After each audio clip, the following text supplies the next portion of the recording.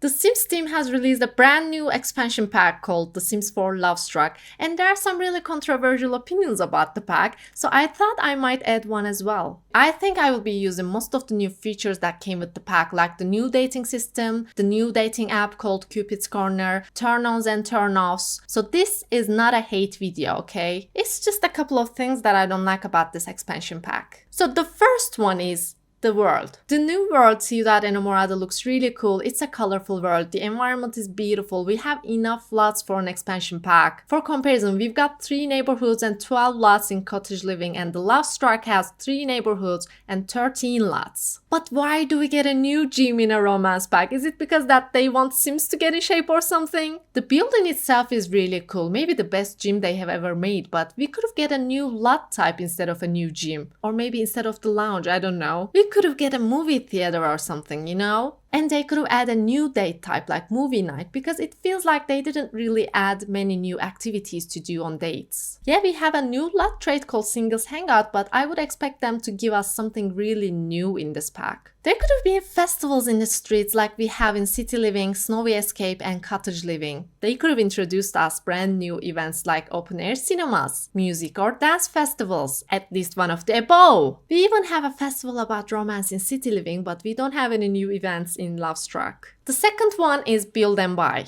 I like most of the things in Create a Sim, but I don't think we have enough build and buy items to build an entire house or an entire community lot. If you only have the base game and the Lovestruck, it feels like you are building the house with only base game. This might be due to the presence of 2 completely different styles, maybe even more than 2. Half of the objects have a modern penthouse kind of style, while the other half are gothic. It's impossible to combine and use all of them in the same building. We do have some really good new items like the round bar, even though I don't understand why do we get 3 new bars, but okay. The heart bed, the lip couch, the new woohoo blanket. But again, I feel like it's not enough for an expansion pack. Finally, we've got a weight rack in the game that they literally could have given us in the fitness stuff pack or something, but no. They had to include it in a romance pack. They could at least create just one animation for that, but instead, we've got a new treadmill and a weight machine. And come on, no one cares about the new treadmill that we literally have so many versions of. I mean, weight clutters, okay, we didn't have them before, but at least they could have given us a different fitness machine than the ones we already have. It feels like to me they were trying to fill up the object count. And the third one is the bear, and this might be a little bit controversial, but I didn't like the bear walking around the streets. Why do we get a sad bear in a romance pack instead of a Cupid sim or something? I'd rather see a Cupid sim walking around the new world, and occasionally they could randomly shoot one of their arrows at someone, giving the targeted sim an extremely flirty moodlet or something, and instead of the I lost my ring story, we could have tried to convince the Cupid to date with us, and if we succeeded, they could have given us the spatial ring that has powers. But instead we have a bear telling us to go fishing in the pond to find the ring. And the next one is Popups and rabbit holes. They've added romantic dynamics to the game, which is so similar to the family dynamics from Growing Together. We also have a new attraction system in the game. You can choose your Sims turn-ons and turn-offs to control how attracted or unattracted they are toward other Sims. We've got a new dating system which is going to be really helpful and fun, but I think it should have been a base game update. And obviously there's the dating app called Cupid's Corner, which looks really fun and detailed.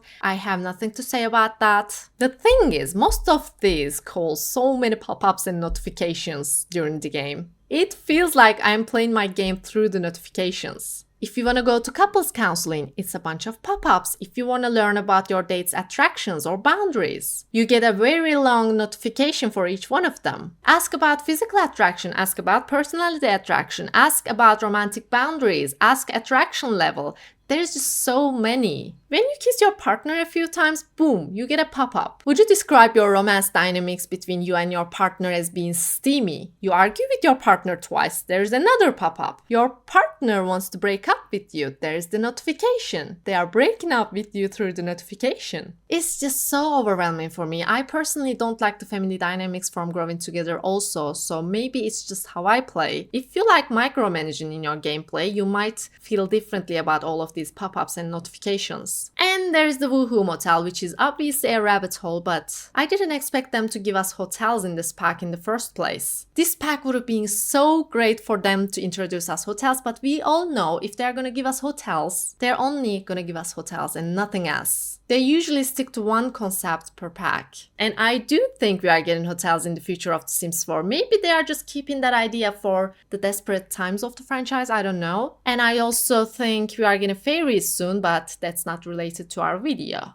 So, the next one is empty streets. I'm not talking about the community lots, but the world itself feels kind of boring when you walk around the streets. All you see is the bear, actually. There's no one near the fountains or no one sitting at the tables in the streets. It could have been so cool if we could see actual couples with new blanket in some of the park areas in the world, you know? Or a group of Sims sitting at the table next to the food stand at least. But it's not big news. This is an issue we've been seeing with the bigger worlds in the game. Maybe it's just so difficult in terms of coding, I don't know. But the bigger the world is, the emptier it feels. As an overall, The Sims 4 Lovestruck seems more like a game pack to me rather than an expansion pack. I actually would have liked this pack as a game pack, but I don't think there is enough bringing to the table to be an expansion pack. And there are some simmers out there getting upset because we have some negative opinions on the pack, but I feel like we should be able to speak about a pack that we pay. And it's not cheap at all. But of course we're gonna play with the pack together this week. Maybe we can turn it into a mini series. So we're gonna deep dive all of these things. I'm really curious about your thoughts on this pack. Did you buy it or are you considering buying it? What do you think could have been done differently? I'm looking forward to your comments.